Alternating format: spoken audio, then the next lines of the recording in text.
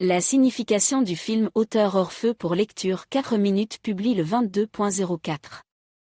2021 mis à jour le 22.04.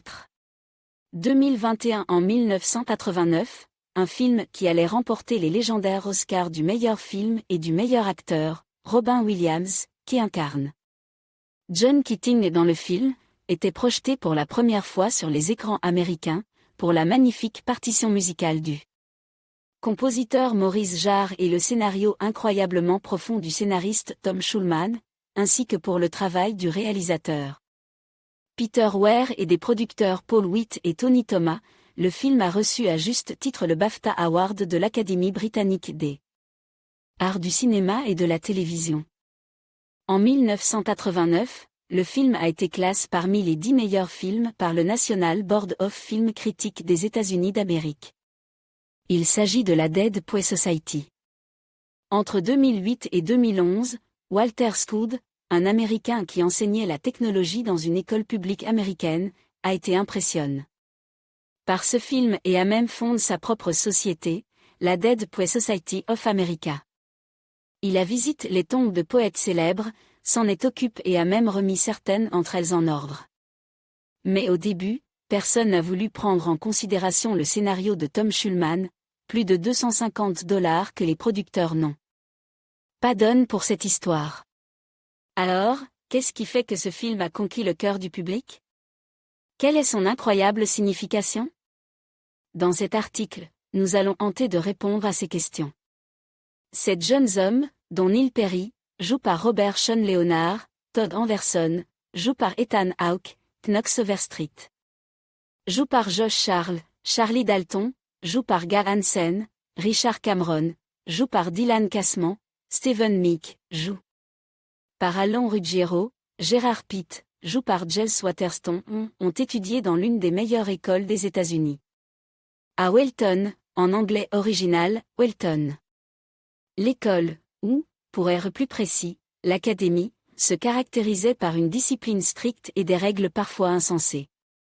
Les principes de discipline, d'honneur, d'excellence et de tradition constituaient les fondements de l'académie, mais parmi les jeunes qui y étudiaient, il y avait une devise tout à fait différente, le travestissement, la nullité, l'horreur et la décadence. Un ancien élevé de l'académie, John Keating, interprète magistralement par Robin Williams, rejoint les rangs du corps enseignant de l'académie. À partir de ce moment, une série d'événements inimaginables commence dans la classe du lycée où les jeunes hommes susmentionnés ont étudié. Tout dans le film est symbolique, par exemple, lorsqu'une volée d'oiseaux apparaît dans le cadre, puis des garçons vivants et rieurs qui courent vers leur classe le premier jour d'école, on peut voir un sous-texte cache, dans les oiseaux un symbole de la volonté, de la liberté, de la facilité, de l'aisance de ces jeunes garçons. En John Keating, le scénariste incarne l'image de son propre professeur de littérature. Il n'a jamais suivi les méthodes d'enseignement conventionnelles, il les a même rejetées, et sa tâche principale était d'inciter ses élèves à ne pas perdre de temps et à suivre les désirs de leur cœur, à profiter de chaque instant de leur vie éphémère. D'ailleurs, l'acteur qui jouait le rôle du professeur bien-aimé n'a pas suivi le scénario et a improvisé pendant presque toute la durée du tournage.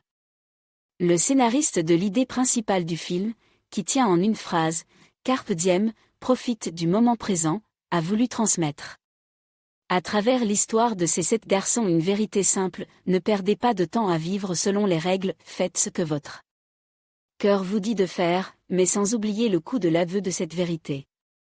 Le sujet le plus important du film est le suicide de l'un des personnages principaux, Neil.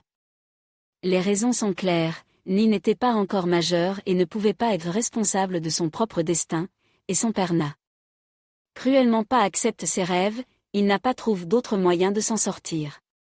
Mais il a défendu sa liberté, et le prix qu'il a payé pour cela a été sa vie.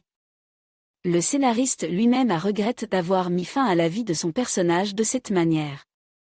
La problématique du film comprend l'éternelle lutte entre les règles écrites par la majorité, qui vous manipule puissamment, et le désir du cœur pour la liberté de contrôler son propre destin.